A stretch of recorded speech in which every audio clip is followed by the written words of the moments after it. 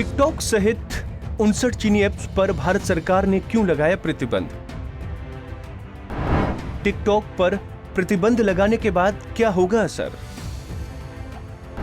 सूचना प्रौद्योगिकी मंत्रालय को भी लगातार मिल रही शिकायतें। 59 चाइनीज ऐप प्रतिबंध करने के बाद क्या है जनता की राय? भारत सरकार ने हमारे माननीय श्री प्रधानमंत्री जी ने जो भी कदम उठाए हैं और 59 एप्लीकेशंस को बैन किया है चाइना के, ये बहुत ही अच्छा उनका प्रयास रहा है और मेरा उनको पूर्णतः समर्थन है।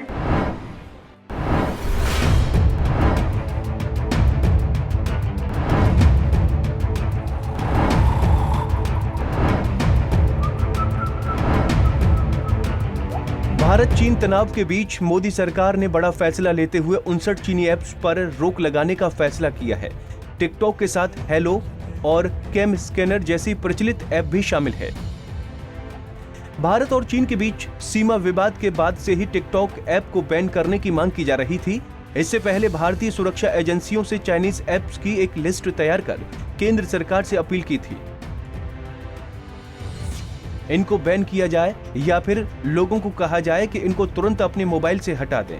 इसके पीछे दलील ये दी गई थी कि चीन भारतीय डेटा हैक कर सकता है।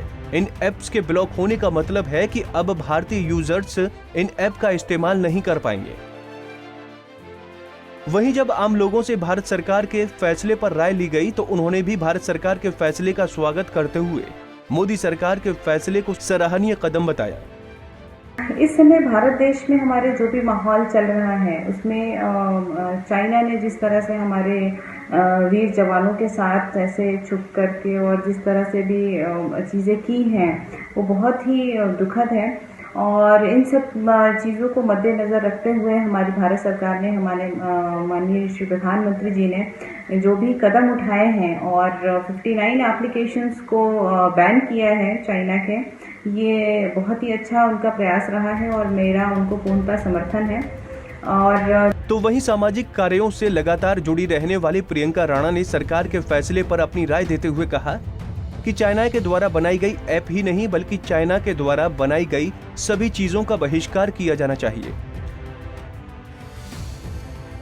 भारत सरकार ने कई चाइनीज ऐप बैन कर दिए हैं। मैं स्वागत करती हूं और समर्थन करती हूं भारत सरकार के इस आदेश का, क्योंकि जिस तरह से हमारे 20 जवान शहीद हुए हैं और लगातार ओछी राजनीति के चलते चाइना अभी भी बॉर्डर्स पे जिस तरह से टेंशन बनी हुई है और अपनी हरकतों से बाज नहीं आ रहा है, उस तरह से उसके चाइना के जितने भी प्रोडक्ट्स हैं और ऐप्स का हम लोग बायकॉट कर सकते हैं, करना चाहिए और मैं पूर्ण समर्थन करती हूं।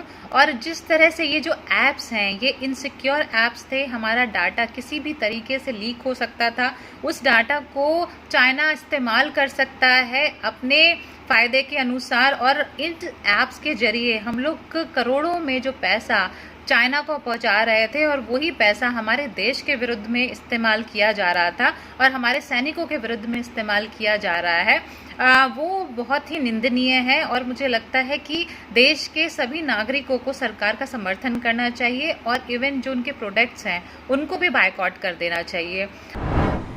टिकटॉक पर प्रतिबंध लगाने के बाद क्या होगा असर? बैन किए गए टिकटॉक समेत कुछ ऐप भारत में काफी लोकप्रिय रहे हैं। भारत में टिकटॉक के 10 करोड़ से अधिक यूजर हैं। टिकटॉक की पाबंदी के बाद यूजर्स इनके विकल्प की ओर अग्रसर होंगे। कई भारतीय ऐप इस दौरान विकल्प के रूप में उभरे भी हैं, जिन्हें पसंद किया जा रहा है।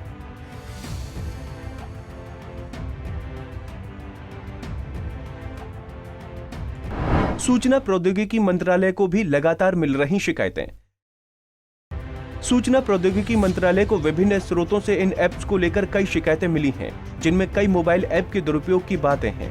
ये ऐप आईफोन और एंड्रॉयड दोनों यूजर्स का डेटा चोरी कर रहे हैं। बता दें कि हाल ही में टिकटॉक ने लोकप्रियता यानी डाउनलोड के मामले में व्हाट्सएप और फेसबुक जैसे दिग्गजों को भारत में पीछे छोड़ दिया था। पंजाब केसरी टीवी के लिए गाजियाबाद से आकाश गर्ग की रिपोर्ट।